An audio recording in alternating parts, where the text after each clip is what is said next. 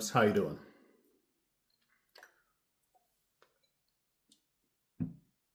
Mm, mm, mm, mm, mm, mm, mm. So let's talk about it.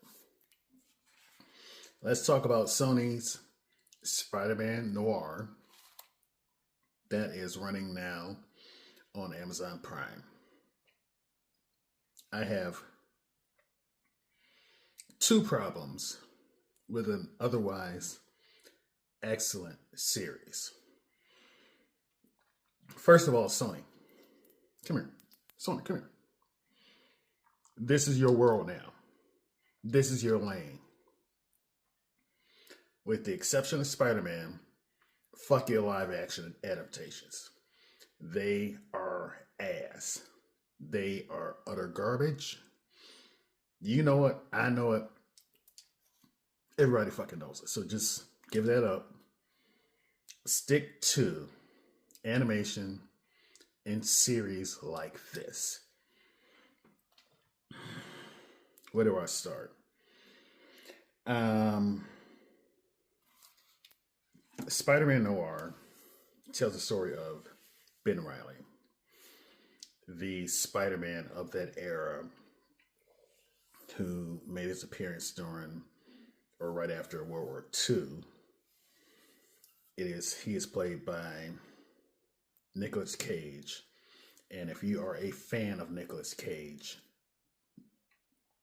he has got to be one of the most overacting actors in Hollywood since Jim Carrey. And in this entire series, he over fucking acts. I mean, almost every scene he is in, he is a fucking cartoon. Absolutely, positively entertaining to watch. And he just gobbles up every damn scene he's in. It is a sight to behold. I'm glad to see that Sony did not shy away from the racism of the time, because the actor, and I'm going to fucking ruin his name, Lamron Morrison, who plays young Robbie Robinson, the black guy from the Daily Bugle, at the time, he was like the only black reporter in the room at the time. And he had to fight to get everything. And the racism at the time in the office, in the streets, everywhere he went was palpable. And Sony didn't shy away from it. So thank you, Sony. I'm glad to see you guys kept it 100.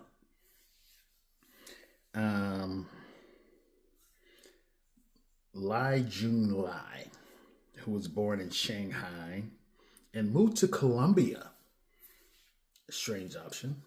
But yeah, with her playing the femme fatale in this movie or this series was perfect. I thought that instead of going with a typical blonde haired, blue eyed nightclub singer, they went with her. And I think it just made it a little bit better because of that left turn. And, there's a couple of scenes of her ass. Homegirl must be doing squats for everybody else in the gym. Let's just say that. Brendan Gleeson as the main villain, mobster, Silvermane. Gleeson is good in most things. Giving him the ability to project intimidation just by being in the room and wrapping that in a suit, no less. Quite stylish suits, by the way. Just screamed early Kingpin without the super strength. That's why he had to hire the guys he did, because if he had the strength of Kingpin, he wouldn't need these guys. That's how intimidating, and that's the grip he has on this city. Speaking of the guys that he has working for him, Sony also, maybe by accident, shined a light on how vets returning from war are still treated today. All of the guys in the series who have powers were homeless. You know, they were living on the street after fighting for their country, and came back somehow damaged, and therefore their country, you know, didn't take care of them. And that sadly is still going on today.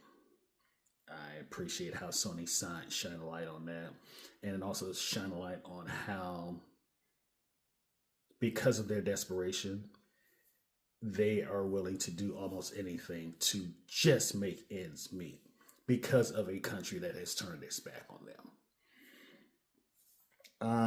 I need to emphasize the beauty of either the black and white or the color version of this.